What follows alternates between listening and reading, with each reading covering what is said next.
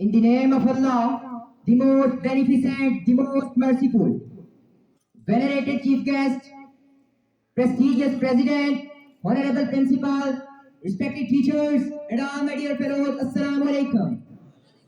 Today, being on the dais, I'm immensely elated from the core of my heart to express my heartfelt feelings about the topic that changed Pakistan. Mr. President, 7 years ago, the untiring, indomitable efforts put by our ancestors made the creation of Pakistan possible. They had a dream and aspiration to see the people of this country leading a joyous and jubilant life without any trial and tribulation. They had a dream to see this country prosperous, peaceful, and progressive.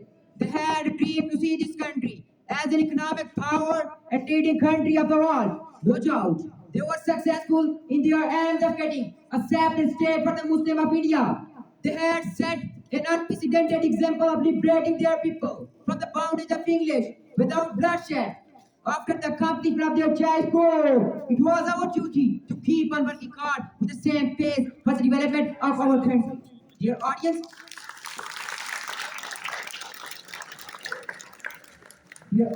I have questions. Did we succeed in making our country a true Islamic welfare state? Did we succeed in eradicating all the prevailing social evils from our country? Did we succeed in making our country peaceful, prosperous, and progressive? Did we succeed in making it according to the vision of Qaid Azam and according to the dream of his boss? No, Mr. President, no. We still have to work hard to attain these targets and destinations. Dear friends, I have a dream to see my country at the peak of success. I have a dream to see my country free from all social evils. I have a dream to have a country where everyone could breathe freely, where everyone could live without fear, where justice would be fair, where all have equal opportunities to move forward. Unfortunately, our beloved country is facing challenges. It seems impossible to surmount. Injustice, inequality, dishonesty, corruption, nepotism, and bribery are running deep in the veins of our system. The evil of corruption is unbridled. The cumulative case of accumulation, wealth has become our favorite job. Everyone, be it a child in a lodge, be it a younger road, be it a rich and poor, be it a street hawker or businessman, everyone is engrossed in this vortex.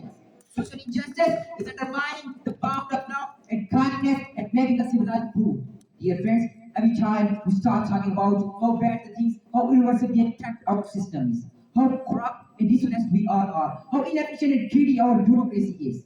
But instead of looking into ourselves, we accuse others for the decline and downfall of our beloved country. Chaos, anarchy, unrest, frustration, and lawlessness are supporting up everywhere in the country. No one is ready to accept the responsibility of this decay. Be it our bureaucracy and military, be it our judiciary or executive, be it our media or trade, the roots of corruption are substantially day by day. Honorable judges, the real challenge and hurdle in the way of our progress.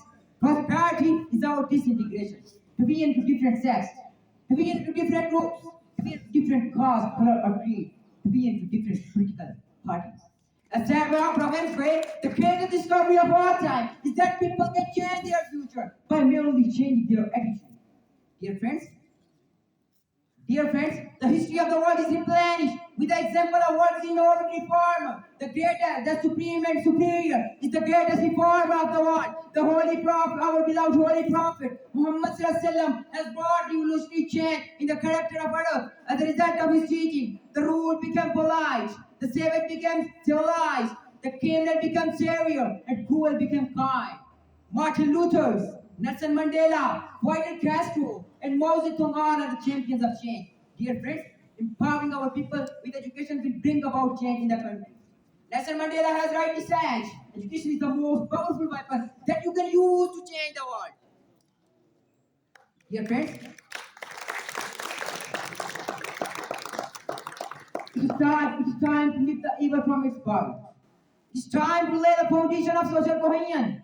It's time to make Pakistan peaceful, prosperous, and progressive.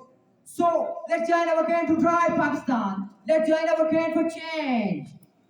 From darkness of ignorance to the light of knowledge, from poverty to prosperity, from division to unity. Thank you.